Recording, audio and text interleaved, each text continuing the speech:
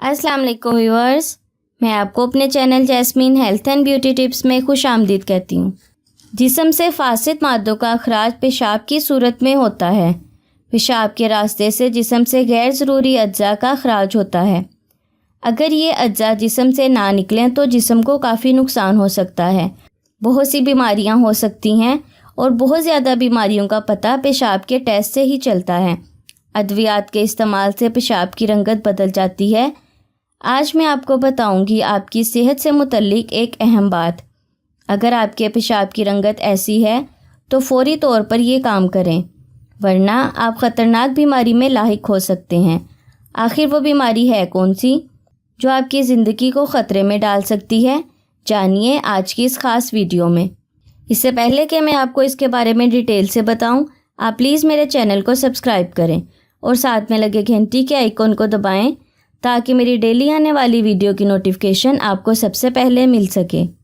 یہ ایک حقیقت ہے کہ اکثر لوگوں کو یہ معلوم نہیں ہوتا کہ پانی کتنا پینا چاہیے، اور اکثر اوقات تو لوگوں کو یہ بھی معلوم نہیں ہوتا کہ وہ پانی کی کمی کا شکار ہو چکے ہیں۔ آج آپ کو ایسا آسان ترین طریقہ بتا رہی ہوں جس کے ذریعے آپ گھر بیٹھے یہ اندازہ لگا لیں گے کہ آپ پانی کی کمی کا شکار ہیں یا نہیں۔ آپ نے اسکنجبی بنائی ہوگی، یہ سب کا پسندیدہ مشروب ہے۔ اس کا جو کلر ہوتا ہے وہ آپ اپنے ذہن میں رکھیں، اور جب پیشاب کرنے جائیں تو دیکھیں کہ آپ کے پیشاب کی رنگت اس کے کلر کی ہے یا نہیں۔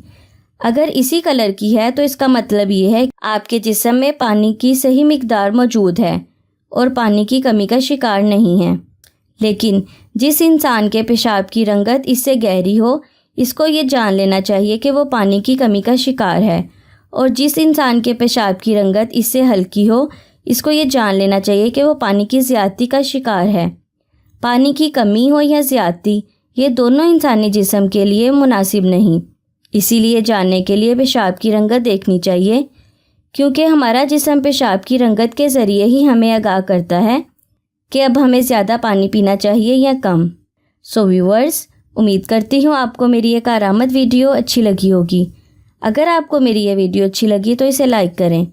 اگر آپ نے ابھی تک میرے چینل کو سبسکرائب نہیں کیا تو پلیز اسے سبسکرائب کر لیں اور اسے دوسروں کے ساتھ بھی ضرور شیئر کریں۔ اپنا بہت سارا خیال رکھیں۔ اللہ حافظ۔